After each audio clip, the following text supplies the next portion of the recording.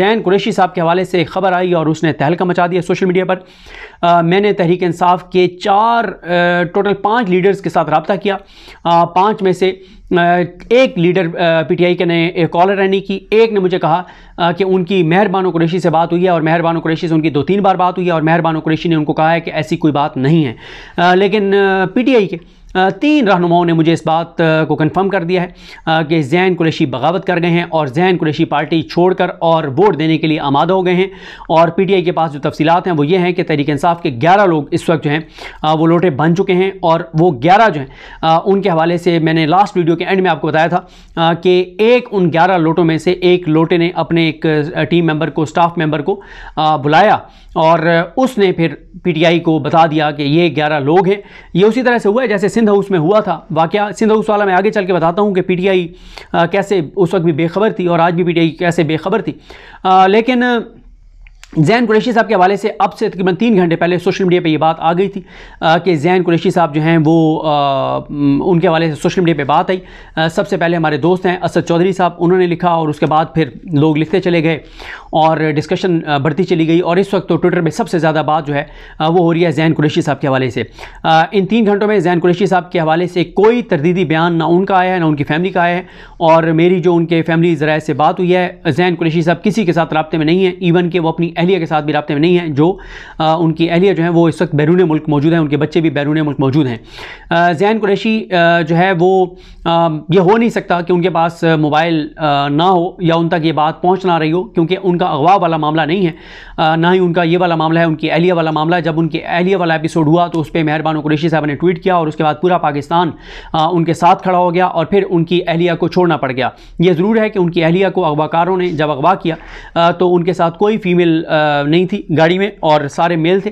वो उनको लेकर गए और फिर क्योंकि जो उनकी अहलियाँ हैं, जो ज़ैन कुरैशी की अहलियाँ हैं, उनके जो वालिद हैं यानी जो ज़ैन कुरैशी के ससुर हैं वो भी काफ़ी पावरफुल शख्सियत हैं, तो उन्होंने भी अपने सारे राब्ते उन्होंने इस्तेमाल किए और उनकी फिर बेटी और ज़ैन कुरैशी की अहलिया जो है वो आ गई।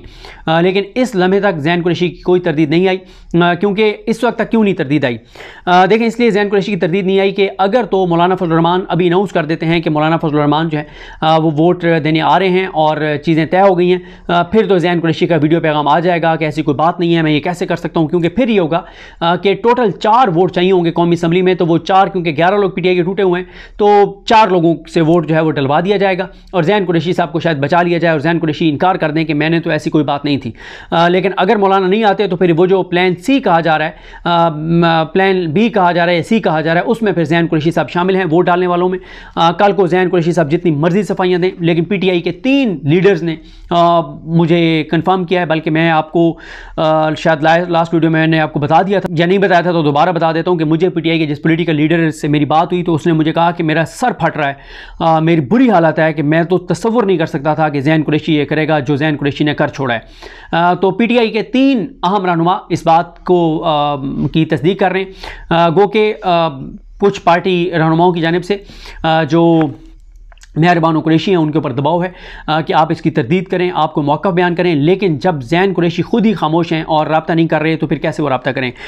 2-3 रोज़ पहले जब शाह महमूद कुरैशी साहब को अदालत में पेश किया गया तो शाह महमूद कुरैशी साहब को जब पता चला कि ज़ैन कुरैशी KPK नहीं है तो उन्होंने इस पर इज़हार नाराज़गी किया और कहा कि ज़ैन कुरैशी को जो है वो फ़ौरन KPK चले जाना चाहिए और उनको जो है इस तरह से आज़ादाना नहीं फिरना चाहिए। लेकिन ज़ैन कुरैशी से जो टीम KPK में सिक्योर रखा हुआ था, KPK समेत 4 मकामात पे पीटीआई के MNAs को महफूज किया गया था। तो जो इस सारे अमल को देख रहे थे, जब उनकी तरफ से ज़ैन कुरैशी साहब से रब्ता किया गया तो ज़ैन कुरैशी साहब ने कहा कि कोई ऐसी बात नहीं है और मैं बिल्कुल ओके हूँ, कोई मसला नहीं है। और ज़ैन कुरैशी साहब को कहा गया कि ज़हूर कुरैशी आपके रिलेटिव हैं, उनको आप मैनेज करें।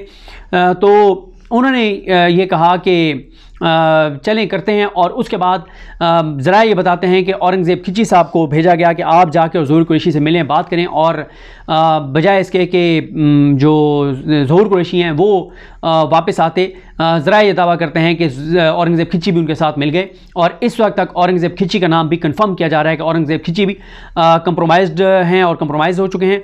और वो ज़हूर कुरैशी, ज़ैन कुरैशी और साथ मुबारक ज़ेब के हवाले से दोबारा कहा गया और मुबारक ज़ेब की भी इस वक्त तक कोई किसी तरह की तरदीद नहीं आई। तो ये इस वक्त 4 नाम तो हैं जो उस्मान हैं उनका नाम आ रहा है, और कुछ और नाम आ रहे हैं, यानी उनके नाम अभी मैं नहीं ले रहा, यानी वो तो बाकी रियाज फतेहाना साहब का आपको पता ही है, पहले नाम चला और ये सारे नाम चले, लेकिन अब देखते हैं ज़्यादा लोग उस वक्त एक्सपोज किए जाएंगे अगर मौलाना नहीं मानते। अगर मौलाना मान गए फिर टोटल 4 पीटीआई के एमएनएस जो हैं उनको एक्सपोज किया जाएगा, और उनमें से भी उनको एक्सपोज किया जाएगा जो ऑलरेडी आज़ाद हैं, जो मुबारक ज़ेब हैं या औरंगज़ेब खिची हैं, या शायद इन 4 को वो किया जाए और शायद ज़ैन कुरैशी से फिर वोट ना डलवाया जाए। लेकिन मैं आपको चौथी 5वीं बार बता रहा हूँ कि मुझे पीटीआई के बहुत रिलायबल 3 रहनुमाओं ने चोटी के टॉप के उन्होंने इस बात की तस्दीक की है कि ज़ैन कुरैशी पार्टी से बगावत कर गए हैं और गद्दारी कर गए हैं। अब ज़ैन कुरैशी बाद में तरदीद कर दें, जो भी कर दें, वो उस सूरत में करेंगे जब उनको ये क्लियर हो जाएगा कि अब उनका वोट नहीं डलवाया जाएगा, तो फिर ये कर दिया जाएगा कि जी नहीं, ज़ैन कुरैशी जो है वो कंप्रोमाइज़ नहीं है और ऐसी कोई बात नहीं है। लेकिन बात यह है कि ज़ैन कुरैशी के पीछे क्यों नहीं गए, और ज़ैन कुरैशी की जब एहलिया वाला मामला हुआ है तब भी ज़ैन कुरैशी का कोई बयान क्यों नहीं आया, ये सारी चीज़ें हैं, ये सारे मामलात हैं।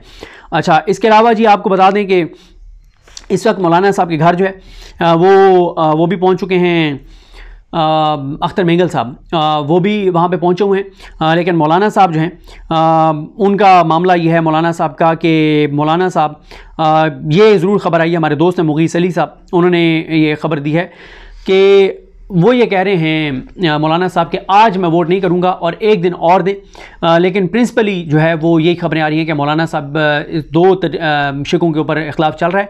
अगर उन 2 शिकों के ऊपर हुकूमत मान गई मौलाना साहब की बात, तो फिर ही है कि फिर मौलाना साहब वोट कर देंगे, और अगर मौलाना साहब नहीं भी करते तो फिर ये बताया जा रहा है कि पीटीआई के 11 क्योंकि एमएनएस टूट चुके हैं, तो ये सारी सूरत हाल है। लेकिन आखिरी हद तक कोशिश की जाएगी कि मौलाना को ही साथ मिलाया जाए, क्योंकि उसकी वजह यह है कि मौलाना को इसलिए मिलाना चाह रहे हैं कि वो जो पीटीआई के 11 लोग हैं उनमें से अगर कोई एक आके और मुकर गया, पीछे हट गया, तो फिर मामला जो हैं वो ख़राब हो जाएंगे। और इस वक्त सूरत हाल यह है कि सेनेट में 49 सेनेटर्स पहुंच चुके हैं, टोटल 64 सेनेटर्स इन्होंने करने हैं, और उधर मौलाना के साथ क्योंकि मुज़ाकरात और मामलात जारी हैं, जैसे मौलाना दुआए खैर देंगे कि जी चलें जी दुआ करें और अब चलें वोट डालने, तो फिर उसी वक्त ही जो है वो तमाम सेनेटर्स पहुँच कर और आइनी तरमीम का मुजवज़ा बिल जो है वो पेश कर दिया जाएगा। मुजवज़ा आइनी तरमीम जो है वो पेश कर दी जाएंगी सेनेट में और पास करवा ली जाएंगी। और जो काबीना का इजलास है वो अभी तक नहीं हुआ, लेकिन उसका कोई मसला नहीं है, वो 3-4-5 मिनट की कार्रवाई है फर्जी, उसकी में कोई लंबा चौड़ा काम जो है वो नहीं होना। तो ये है। मैं कुछ नाम और है मेरे पास, देखें जो बैरिस्टर गौहर साहब ने 2 नाम बैरिस्टर गौहर साहब ने बताए हैं कि डॉक्टर ज़रका साहिबा और फैसल सलीम साहब का उन्होंने कहा है, जो ये हैं बैरिस्टर गौहर साहब उन्होंने कहा है। तो कुछ और नाम भी हैं, वो अभी तक जब तक कंफर्म नहीं होते तो इसलिए मैं वो नाम नहीं ले रहा। तो देखते हैं जी चीज़ें कैसे आगे बढ़ती हैं। लेकिन अब नज़र ये आ रहा है कि आइनी तरमीम का मामला बिल्कुल आखिरी मरहले में, आखिरी ओवर में दाखिल हो गया है, और देखते हैं चीज़ें किस तरफ जाती हैं। मौलाना अगर साथ जाते हैं फिर तो बड़े आराम से कर लेंगे, अगर मौलाना साथ नहीं जाते फिर बहुत बड़ा अपसेट हो सकता है। लेकिन मौलाना के अब हुकूमत के साथ ना जाने के चांसेस कम हैं, क्योंकि मैंने आपको ये बात बताई थी लास्ट वीडियो में बड़ी तफसील के साथ कि पीटीआई की अब उस लम्हे तक कोई मुलाकात नहीं थी, और इस लम्हे तक यानी 11 बज के और इस वक्त 28 मिनट हैं, इस वक्त तक भी मौलाना साहब की किसी तरह की कोई मुलाकात पीटीआई के वफद के साथ नहीं है, क्योंकि पीटीआई के वफद के साथ उन्होंने क्लियर कर दिया मौलाना साहब ने कि जो मैं निकलवा सकता था मैंने निकलवा दिया है, अब इससे ज़्यादा और कुछ नहीं हो सकता। हाँ, मौलाना साहब जो हुकूमत से चीज़ें मनवाना चाह रहे हैं, अगर उस पर बात ना बनी फिर मौलाना साहब शायद दोबारा पीटीआई को बुला लें और पीटीआई के साथ चले जाएं, लेकिन इस वक्त तक मौलाना साहब जो हैं वो हुकूमत के ही साथ हैं और हुकूमत के साथ वो आइनी तरमीम करने जा रहे हैं। आप सब है ना मेरी फैमिली मुखालफीन सर, इस खुशी के मौके पे भी इकट्ठे कर सकते हैं आप? अब इकट्ठे होने में हमने तो आपको देखिए बहन कहा था विद और विदाउट U2 का गाना, इसकी और वर्डिंग भी पढ़ लीजिए। जैसा कहा था अल्लाह के हुक्म से वैसे ही हो रहा है। जो अबहम था, एक चीज थी, एक कशमकश चल रही थी, समीउल्लाह और कलीमुल्लाह चल रहा था, दैट्स ऑल ओवर। अगर सब आते हैं कंसेंसस का बिस्मिल्लाह, नहीं आते बिस्मिल्लाह। तो हम तो जो कहा था अल्लाह ने सदर की है, और 21 से पहले आपको खुशखबरी मिल जाएगी और आप एक दिन पहले सेलिब्रेट कर लेंगे। आखिर की वजह यही है ना कि भाई कहा है उन्होंने कि जी और लोग आना चाहते हैं। अब मैंने आपको जाते हुए कहा था आ गए तो बहुत अच्छा है, इज्जत रह जाएगी। तो अगर आने का कह रहे हैं तो हम दरवाजा खोल के हमेशा कहते हैं बिस्मिल्लाह, नहीं आते तो भी बिस्मिल्लाह। तो हमारी तो बिस्मिल्लाह है। तो there is nothing to worry. जो कहा है वैसी कहा है, जो जाते हुए कहा था वो आते हुए कह रहा हूँ। ताखीर में से भी हो गया, आज का दिन बन गया 12 बजे के बाद 2, 4, 6 घंटे 10 घंटे आप भी आराम कर लें, हम भी आराम कर लेंगे। और कल अगर बहन ने कहा है, भाई ने कहा है, तो यही बर्थडे सेलिब्रेट करेंगे। सर आप कोई पेशअप मुमकिन है? किस चीज की भाई सेलिब्रेट? केक काट रहा हूँ मैं कल आपके साथ, एक दिन पहले इस बर्थडे से पहले आप यार कैसे? सर आपने नहीं लेते, मौलाना साहब को ऑन बोर्ड नहीं लेते और वो फिर सड़कों पे आ जाते हैं पीटीआई के साथ, तो फिर उस सेकंड प्लान क्या होगा गवर्नमेंट के बाद?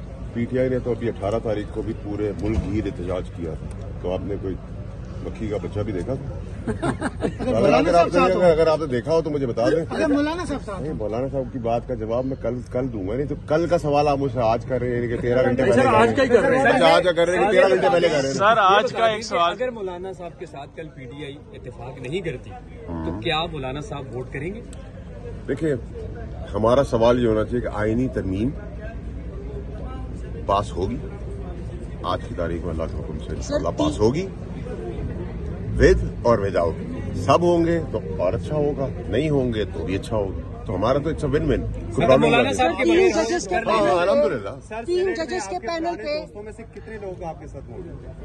नंबर आपको जितना चाहिए ठोक बजा के 2 दफा गिनेंगे तब भी पूरे मिलेंगे। सर 3 जजेस के पैनल पे मौलाना साहब रजामंद नहीं है। ये दावा है कि मेरे साथ अराकीन नहीं है। सर इसका पीटीआई का दावा कम से कम, ये पीटीआई ने ये तो नहीं कहा कि पीटीआई नहीं है। उनके दावों का आप क्या करें भाई, ये खान को बेच चुके हैं। 3 जजेस के पैनल पर मौलाना साहब रजामंद नहीं है, हो जाएंगे या नहीं? तरमीम 26वीं इंशाल्लाह होके रहेगी, विद और विदाउट। YouTube का गाना है, गूगल पे डालें, आप भी एंजॉय करें। उसके आगे पीछे भी कुछ लफ्ज है, वो भी सुने, एंजॉय करें। सर आपने अंदर जाते हुए गाड़ी की डिग्गी का जिक्र किया था, अगर मौलाना साहब नहीं मानते तो आप क्या डिग्गियां भर के लेकर आएंगे? दोनों 3 4 गाड़ियां खड़ी हैं, उनकी डिग्गी में मैं आपके साथ देख लेंगे जाके, कोई मसला थोड़ी है। तो यार जिस तरह लोगों को उठाया जा रहा है, जिस तरह लोगों पे तशद्दुद किया जा रहा है कि लाजमी आप लोगों ने वोट मैंने 2 गला कर दे हो इधर कैमरा भी क्लियरली आपको बताया है कि अब इसकी क्लैरिफिकेशन नहीं होगी। जिसको जो समझना है, जिसको जो कहना है वो कहता रहे। वो कहेगा कि जी हम आसमान उठा के ले गए, हम चांद पे ले गए, हम उठा के ले गए, हम पैसे लेके ले गए, हम मिन्नत करके ले गए। 26 तरमीम होनी है, नो मोर फर्दर क्लैरिफिकेशन। इसके ऊपर कोई क्लैरिफिकेशन जिसने जो समझना है। ओके भाईजान, वाडा साहब एक लास्ट क्वेश्चन। सर एक लास्ट क्वेश्चन, आपने कल ऐसा एक लास्ट क्वेश्चन आपने कल कहा था कि ये तरमीम जो है हुकूमत नहीं लेकर आ रही, हम लेकर आ रहे हैं। और दूसरा, आज आपने जाते हुए गाड़ी की डिग्गी का भी जिक्र किया, और ऑन अ लाइटर मूड आप किस चीज का तासुर देना चाह रहे हैं? सर बताओ, से मजाक करो यार, से गाड़ी मेरी खड़ी हुई है, उसमें यार डिग्गी देख लेना। आप लोग अंदर कैमरा ला रहे तो मैं कहा देख लें यार, शायद अंदर ही हो, और कल डिग्गी खोलने की जरूरत ही ना पड़े यार। एक मिनट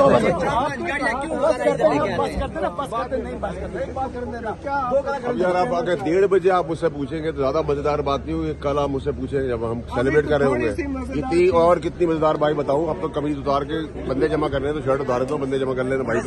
4-5 गाड़ियां यहाँ पे लेके आने का मकसद दोस्तों को ले आता हूँ यार, तो मेरे साथ अभी चलना है, घर छोड़ देता हूँ, आ जाए मेरे भाई।